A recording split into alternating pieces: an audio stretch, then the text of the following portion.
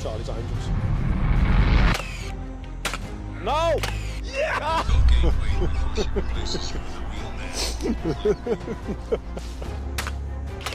Yes! Oh! I seen some at white, yeah, some of the cap pinged off this when I hit it the second time.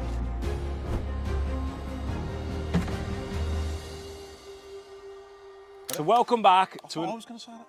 I thought I'm going to say that. You told me to say that. Whatever.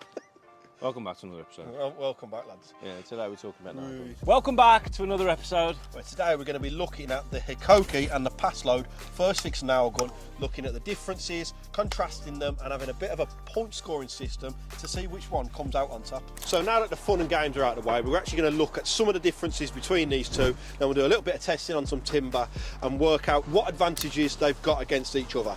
I think the first thing that we have to point out, which is obviously the biggest factor for me when I chose to get this one, is that this is an all battery system. This is still gas powered, which most of the time isn't going to be a problem, but during some of the weather that we've had recently here in the UK, it does make this sometimes unreliable. You have to warm the gas up first before you can use it, where this straight out the box is ready to work, and I think that gives 1 point to Hikoki.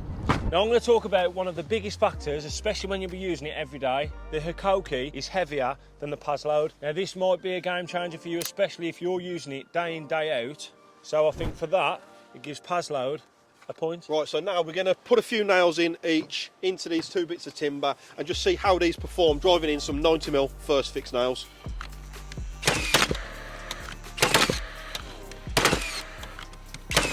Now find a nice juicy knot.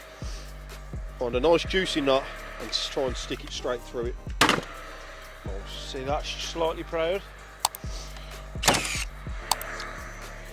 Now if you come here close, you'll notice that one has slightly gone above. Whether we've hit a knot underneath, we don't know. However, all the Daves, even with the knot, is completely buried the heads. So yeah, they both perform well, but we've got a slight... I'll give you half a point. Half a point for that. Half a point. Okay, to gain the rest of my point, I'm just going to put the Hikoki in bump fire mode. So by doing this, it means that you can actually repeat the action by just holding down the trigger, and whenever you press the receiver into the wood. Now I'll try and gain back the half a point, and I'll try and do this really fast. As you can see, it's still not as fast as the bump mode. Definitely another point to the Hikoki. So, round 4, we'll talk about the safety features. Now, the Hikoki has actually got a safety button. However, this has actually got a safety switch on the battery. So all you do, one click on the battery and you're done. So I suppose you could probably say that's a one-all, they've both got safety features. It's a one-all, that is. They've both got an additional safety feature to make sure that you're not firing it off accidentally. So now I want to talk about the one thing that I'm not overly keen on the Hikoki, and that is this big double, triple rafter hook.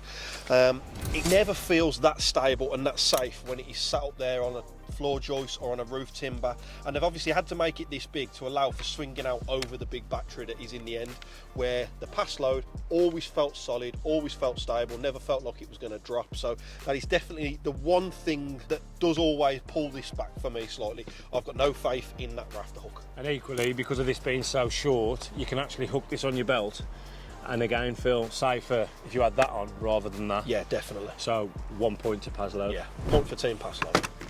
So another thing to talk about is the battery. Now personally for me, I feel like the Hikoki and the Paslode both do as good as each other. I think for me, if you're using it all day and the battery lasts the whole day, then I don't see it as being an issue. No. So for that, I'm going to say a point to both. Yeah, even Stevens on that one. So the last point that I think gives Hikoki the edge is because it's not gas powered, you can actually just buy a box of nails. You don't have to buy the nails with the gas attached, which actually saves you about 20 quid a box. So when you're doing a big job and costs are mounting up, this is going to save you some money as well as a bit of reliability. So I think for that final test, that definitely gives a point to Hikoki and probably gives it the edge overall. So to summarise, here's the final score. And as you can see, Hikoki has edged it. With Paslode slightly falling short, and I think To be honest, I think it's due to the gas system myself. Yeah, I mean, Paslode, they blew the market open when they were the first ones to come to the market with a gas gun and absolutely leave all the airlines trailing behind. Has technology moved on and gone fully gasless? I personally think it has. Having had one of these before and having this now, I couldn't go back to a gas system. But the question is, do you think there is still a place in the market for the gas guns, or do you think the Paslode need to get with the times and start developing a gasless gun? Let us know in the comments below. So thanks for watching, and we'll see you on the next one. No! The difference is compare and contrast between Paspies. Paspies. Do you want to vote? I was going to say Paslode first fix, and I got put all the words together. And there's much rejoicing. I don't think we thought this one through, did we? No. It's all right doing these reviews.